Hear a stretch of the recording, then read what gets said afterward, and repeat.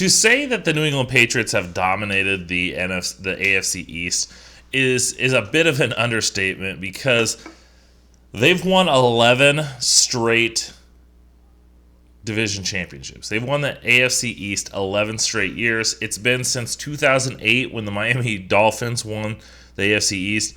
And even if you go back before that, if you exclude the 2008 season, it's been 16 out of the 17 past years that the New England Patriots have won this division. So even with everything that's going on, with Tom Brady being gone, with all of that turnover in New England, can we flat out say that the Patriots aren't going to win this division? I actually think that they won't. As much as Bill Belichick, best coach in the NFL, I don't even think it's close. Josh McDaniels, probably one of the best offensive coordinators. The Patriots have had one of the best defenses.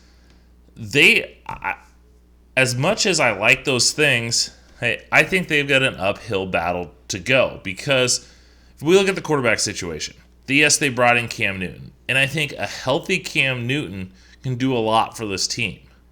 But it's if he's healthy. Do we know that? He played, one game in 2019. He's coming into a new system without OTAs, without a full-fledged training camp like normal, without preseason games. He's a veteran. He's ultra talented, but can he learn this new system? Can they build it around for him? They've got Jarrett Stidham there, who they drafted, who sat through was Brady's backup last year. Does he have that advantage? But then we forget, what about all of the defensive players that the Patriots have lost, whether it's Dante Hightower. They've lost a lot of guys that have chose to sit out. Patrick Chung's another one that have chosen to voluntarily opt out because of everything that's going on. So I like this team.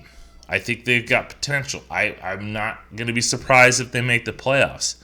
But I think the deck is stacked so far against them that getting to the playoffs is going to be quite a challenge. Now, I think this is a team that's not going to flatten out and they're going to be picking in the top 10.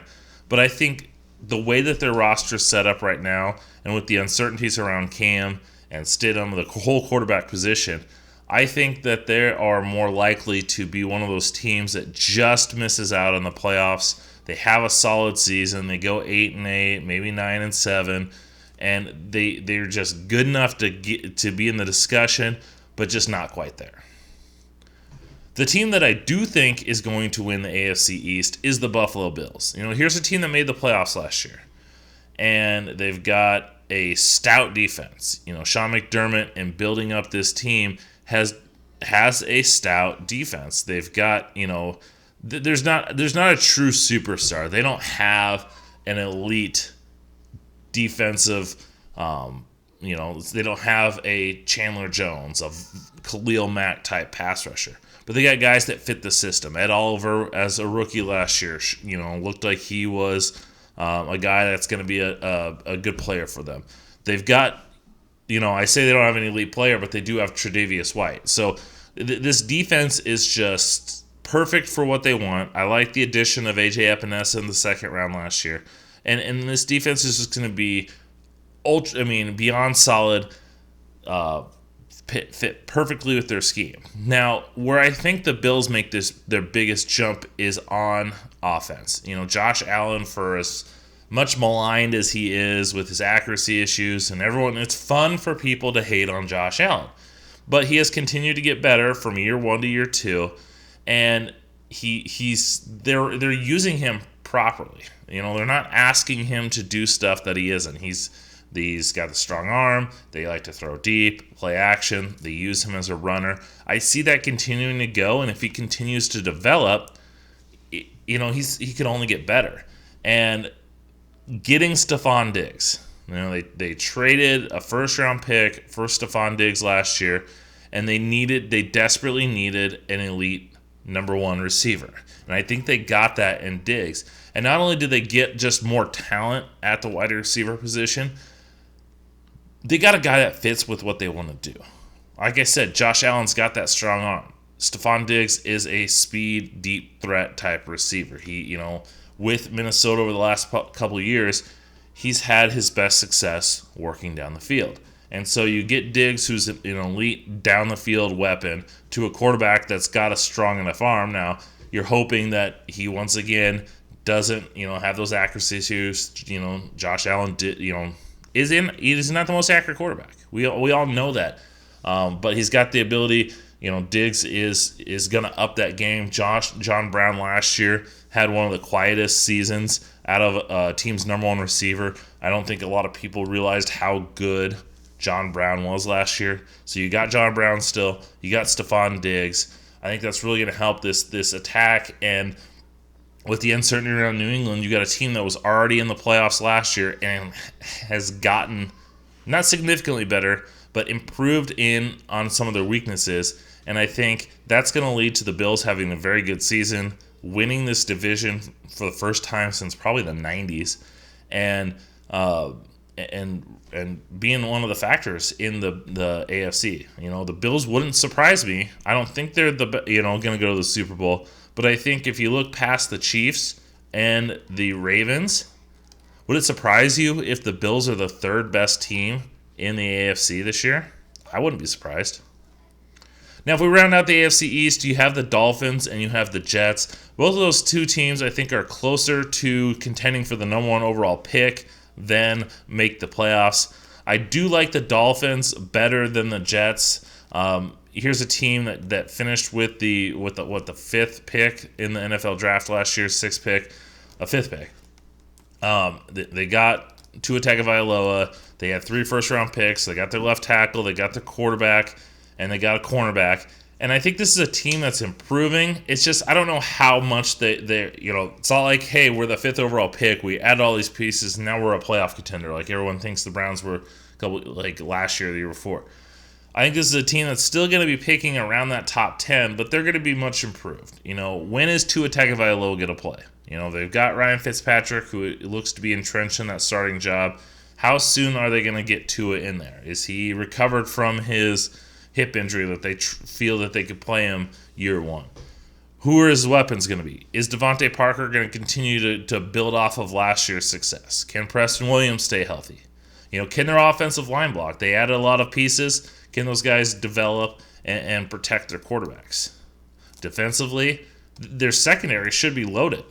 They've got Byron Jones. They got Xavier Howard. So you got 2 stud corners. You got they drafted Noah Igbenogany in the first round. So they're hoping they have 3 solid corners to go with some talent at safety. But what about their front 7? They brought in Shaq Lawson from the Bills. They drafted Christian Wilkins the year before. They've brought in a lot of Patriots cast-offs. They don't really have, as good as their cornerbacks are, it's a steep drop-off in the front 7. And they don't have that impact type player yet. So maybe Wilkins is going to develop into that. Here's a guy that they drafted in the top 15. I like where the Dolphins are going, but at this point I think they're like 2 years, maybe 3 years off from where they want to go. Now the Jets, they're a team that I think is a legit contender for the number 1 overall pick. They've got Sam Darnold, who at the time seemed to be quite the steal of the when he was drafted. A lot of people thought he was going to go number 1 overall. He ended up going to them at 3rd, and it looked like a steal. But they've really struggled to build around him. It wasn't until Joe Douglas was hired as the general manager that they started investing in the offensive line, and so the offensive line looks better. But who does he have to throw to? Denzel Mims, I like him. He was a day 2 pick last year, but they've got him. They've got Rashad Perriman. They've got they lost Robbie Anderson in free agency, so they just really lack the weapons. Chris Herndon, there's rave reviews about him, but he's been struggled to stay healthy and just hasn't put it together yet.